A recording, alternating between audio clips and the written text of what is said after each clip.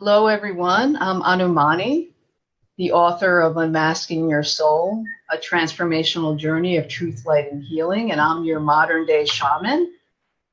And today I'm here with my special guest, Lilia Shoshanna Rae, who's an amazing friend, and she's an author and a Reiki master and a spiritual teacher. And I'm going to read her bio to you before we get started here. Welcome, Lilia.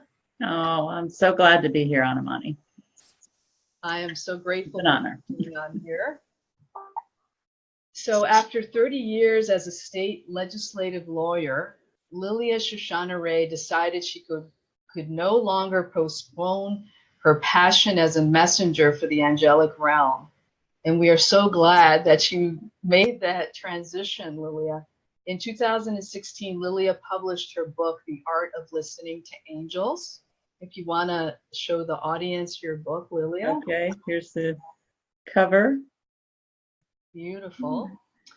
And we'll be talking more about that in a sec. She now helps light workers and spiritual healers access angel wisdom so they know they are not alone and can receive ongoing support from the spiritual realm. Lilia is a Reiki master and a teacher of an ancient tool for understanding yourself and your loved ones called the Enneagram. She enjoys helping people come to know themselves as the love and light they are and to find ways to live their life's purpose. Her website is liliashoshannaray.com. Welcome, Lilia. It's so wonderful to have you on the segment today. Oh, thank you, Anumani. So I always like to start with the same question that I ask every one of my guests so we can level set our audience with what we mean by soul. So can you describe for people, when you think about soul, what does that mean for you? So for me, it's that eternal part of me, that my essence that existed before I came into this body and will continue after I leave this body. And it's connected to spirit and really helps me know my purpose for living this lifetime. And I guess that's pretty much the way I view it. And I had to think about it, because sometimes we think we know these concepts, but when we try to put them into words, it's like, what do I really believe? Well, and that's a beautiful launch pad into our discussion, right? Because today it's about unmasking your soul and really living your purpose and being more of yourself. And I know you weren't always the one connected to the angelic realm and you're a lawyer. So can you tell our audience more about how you got to being where you are today? And what that journey looked like for you? Well, I always had, an interest in spirituality, but I had periods of my time that I got away from that. And certainly when the first part of my career as a lawyer, I was focused on that profession and using my left brain, logical skills, and at the same time raising 3 children. And so it was, that was my focus in my professional career, taking care of my children, connecting with family. And at about mid-career, I had a series of heartbreaks that put me in a low state of esteem, not sure I was lovable. And it was at that time that the angels chose to just make their presence known.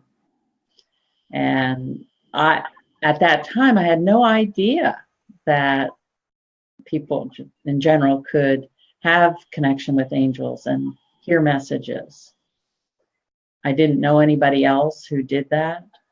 So it was an amazing experience to have that happen, just kind of out of the blue. But they wanted to help me because I was in such a low state of mind, and they did. And then they've been working with me since, helping me grow spiritually and getting to the point that I wrote my book so I could help others connect to them, because they definitely want us to connect with them and ask for their help, work with them.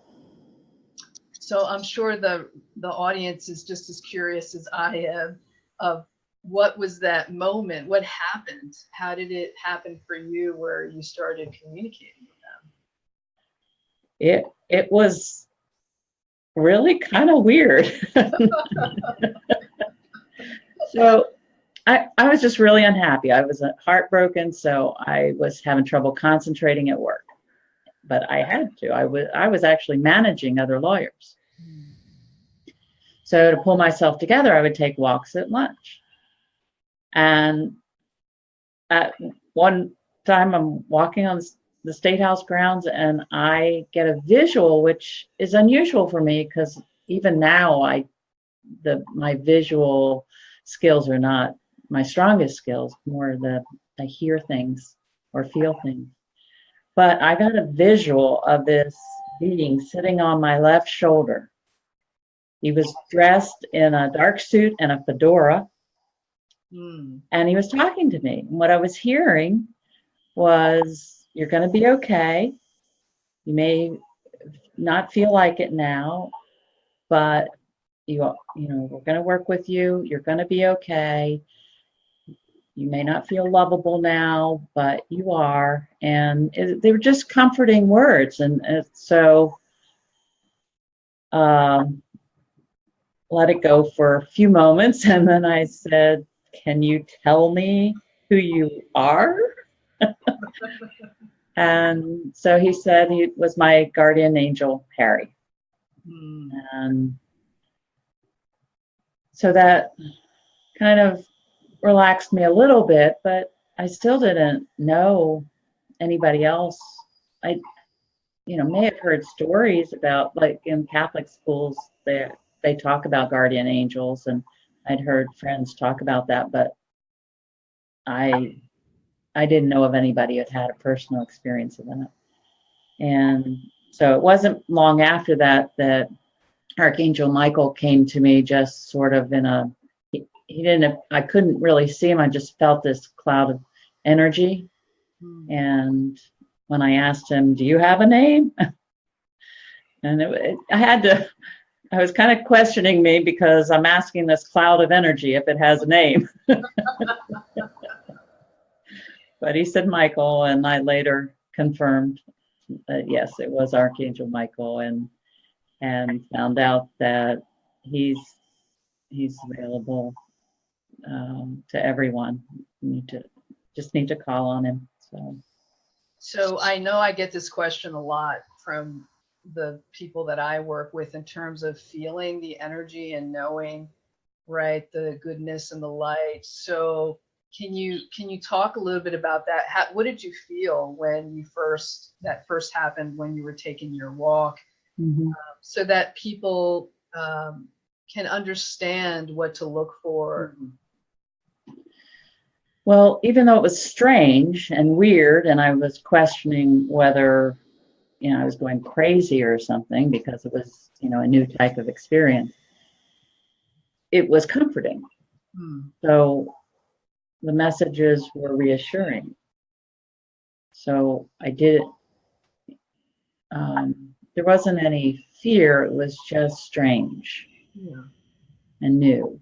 And so I think that has been what has helped me all along, is how does it feel to me as I'm experiencing it? And I think for myself as well, that that's a really important point, is when you're connecting with guides that are of the light, that they're always very loving, and even the divine part of you, right, that is the replica of your physical body in the energetic realm is always very loving, and you can feel Mhm. that. You feel Yeah. that either in your body, or you can sense it. There's a connection that you feel that lets you know that it's a lovely being that's trying to help you. Mhm. So as you went from being a lawyer and opening up to these different experiences, I'm sure, you know, you were probably wearing some masks at work. And so talk a little bit about, was there a particular mask that either was a difficult one for you to let go of, or one that you knew you needed to let go of as you began to have these different experiences with the angels? Well, it was very hard for me to, and in fact, I didn't tell people at my work anything about the angels until I left there recently in 2016. I just didn't feel comfortable being in a legal and government type of office. And so I did not feel comfortable with that. So then I felt like I was living in two worlds. Yeah. And I didn't like that, but I just had trouble seeing my way from that. For most of that time, I was still trying to support my three children and help them through college, and couldn't really see my way clear doing that with the other work with the angels and my teaching and healing. Yeah. And but I continued to develop my skills and work on myself. And so anytime away from work, that was my focus. Mhm. But I did feel like I was living in two worlds. And that was a joy in being able to leave that behind. I actually liked the work, Mhm. but I couldn't find a way to be truly authentic there. I did what I could. Right. Um, Yeah, that certainly resonates with me also, having worked in the corporate world and feeling like I couldn't, be myself.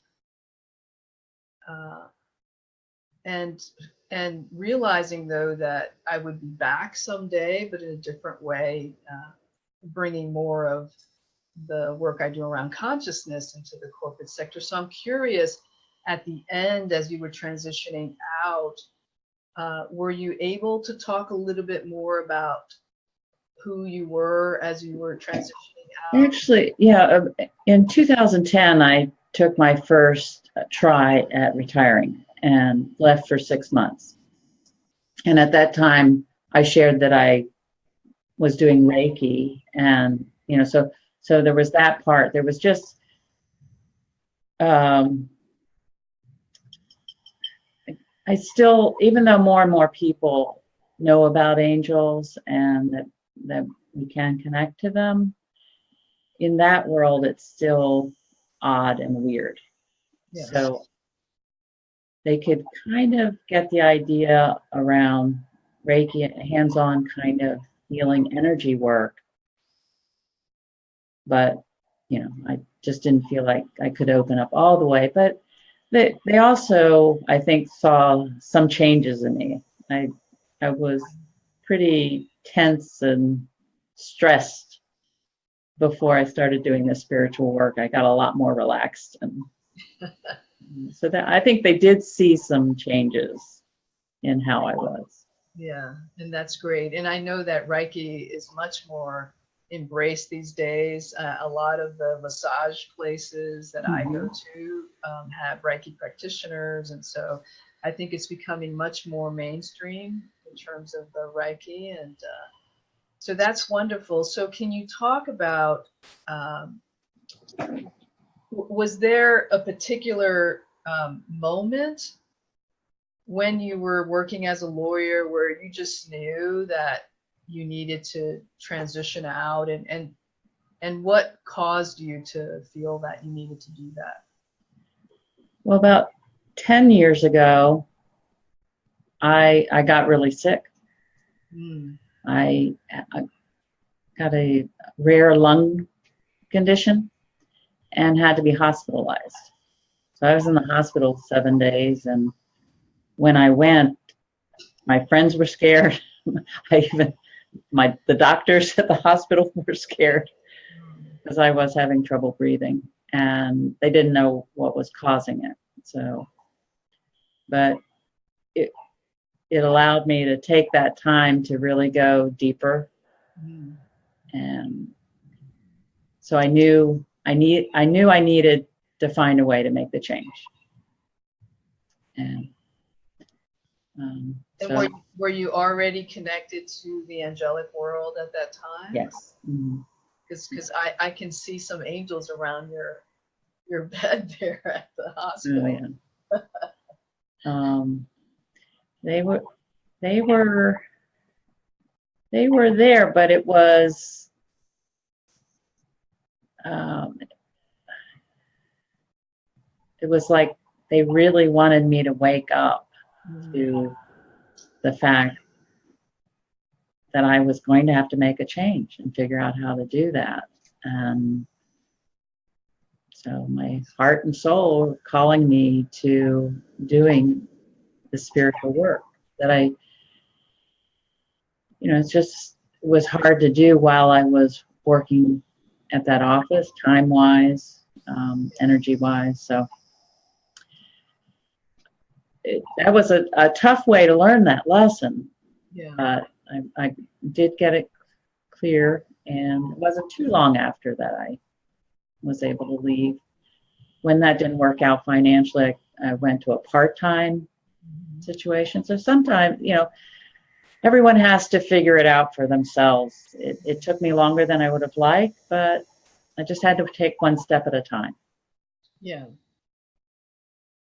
So can you tell us a little bit more about the work you're doing now and how really allowing yourself to deepen into who you really are has helped you in your life, right? And feeling more joy and feeling that calmness and allowing your presence to come through. So I am teaching classes on how to enhance your connection to angels, and I'll be starting an online course in February on that. I teach Reiki locally, and so whatever, there are other things that I teach, but one thing at a time. I am looking forward to doing this online course around the angels and being able to reach more people that way. So I've had my focus on that. Is the course based on your book? Yes. Mm-hmm. So talk a little bit more about, because I know that you've done some workshops on the art of listening to the angels. Mm-hmm. Can you tell people like what they would expect if they were to attend one of your workshops or the training that you're creating? Well, as I was writing my book, the book contains a description of my story of how they intervened in my life and how they helped me after that. But they also gave me a process. It's a 5-step process. It's not earth-shaking, but it is the way, a way to really connect, and to start by asking them for help. And they respect our free will. So they wait until we either verbally ask or there's some kind of implied request for their help. And then the second step is opening up, and they need to clear blocks in order to allow them in. And then listening and really clearing our minds and settling in and fully listening to what they have to say. And sometimes it can be auditory, it can be looking for the signs and interpreting the signs, seeing what they are, feeling that, okay, I think they're trying to get my attention. I can feel it in my body. And then thanking them. Gratitude, appreciation is really hugely important. And then acting on their guidance. So can't just listen and say, oh, that's nice. You need to really act for it to continue. And what occurred to me recently was that when we struggle with the acting, because usually they ask us to do things for our soul that might be moving us outside our comfort zone. And they recently told me, well, if people struggle, then they can go backwards in the process and just start with being grateful for where they are, the help that they've gotten so far, go back to listening and opening up and asking for help all over again. So, but in the courses, in the classes, I help people go into it because it can sound simple, but they're usually blocks that we have, that we need help getting rid of those. So that's what I help people do. So this is a nice segue because I was feeling that the angels wanted to give a message to our audience through you and allow the people to experience a message. And really, we're just setting the intention that whatever is in the highest good for those who are listening, right, that they will receive whatever it is they need to hear, and just allow you to tap in and bring forth that message for those of us listening here. Okay, so I would suggest that people listening, if they are in a place where they can relax, that they settle in and just feel centered, close their eyes if they're comfortable with that, because as I can feel Archangel Michael's presence already, and as I feel it, I know that you can feel it.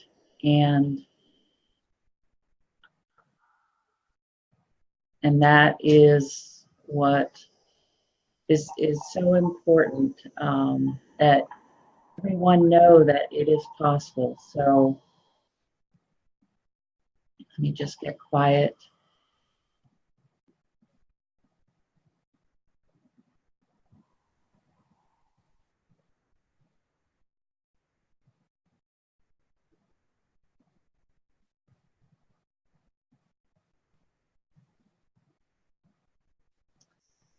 So, dear ones, what Lilia is saying is true.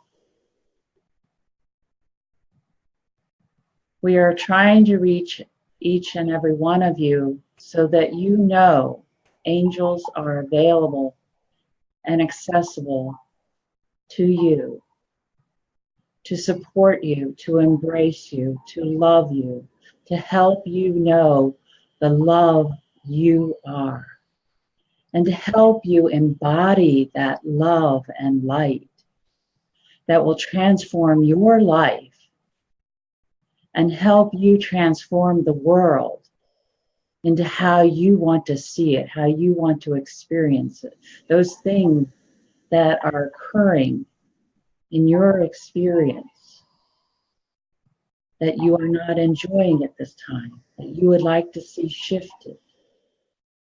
Know that you start from within. Shift your awareness. Shift your embodiment of love and light. Ask us to help you, for we will come and embrace you in our love and light and help you see for yourself and feel and know that light and love that you are, and see the way for you to bring it forward and make the changes that you want to see in your world.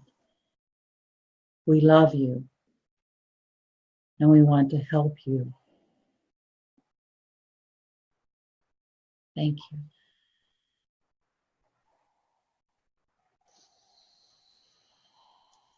Ooh. Thank you. That was beautiful. And I have to share, I don't do that very often. So, but that's a, I guess an example of sometimes we're asked to do things that are outside our comfort zone. Yes. And so when that happens, just getting into that state, I mean, as I quieted down, I just allowed myself to kind of drop into that space and connect and allow. I mean, I felt totally embraced, so I hope others felt that too. So it was a stretch, but it was a beautiful stretch. I certainly felt it. And it's a wonderful reminder. I believe this year in numerology, they said it's an 11 year, which is a year of mastery. And we are all being called to do and step in more deeply to who we are, which means we are going to be called to do things that might stretch us and might make us feel uncomfortable, but we do it anyway because we're being asked to really drop into that profound service. So thank you for doing that for our audience, because it's a good example of each of us learning to quiet ourselves to be able to be more of ourselves. Because when you're in that quiet space, you can surrender more deeply to who you really are. So thank you for that. Are there any other tips you'd like to leave our audience with? Well, I would say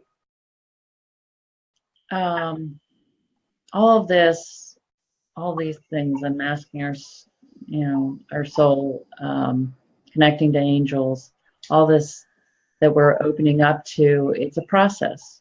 And I have had to learn to bring compassion to myself along the way, because I know when I've missed the mark in some way. And rather than be judgmental about that, feel like I need to be a perfectionist, I've learned to just be compassionate, to be where I am in the moment, and then see what the next step is, and to take that.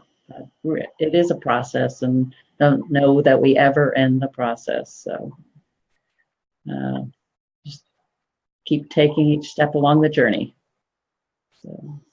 Beautiful. Yes. And each of those steps begins to accumulate. And as you practice taking those steps, it becomes easier. So that's wonderful. I totally embrace that as well. And can you let people know how they can get in touch with you, or any upcoming things that you have going on? Yes. So I have a shortened email that is much easier to repeat. And it's just me at lilia.co, lilia.co. So that makes it easy to email me. And I have just recently created an eBook on 5 tips for enhancing angel connections. I don't have it up on my website yet. So if they would email me, I would send that to them. And if anybody's interested in learning more about the beta test online course, it's going to start February 7th. So I'd be glad to let you know more about that. Wonderful. So I will put the email address below the video once we're Okay. done here. And thank you, Lilia, for being on today. And I'm very happy to be here. It's been wonderful. And I just remind our audience that you are loved and you are loved. And you can join us again next week on Monday for the next segment of Unmasking Your Soul Conversations. Thank you, everyone. Thank you, Lilia. Thank you. And see you soon again. Okay. Bye.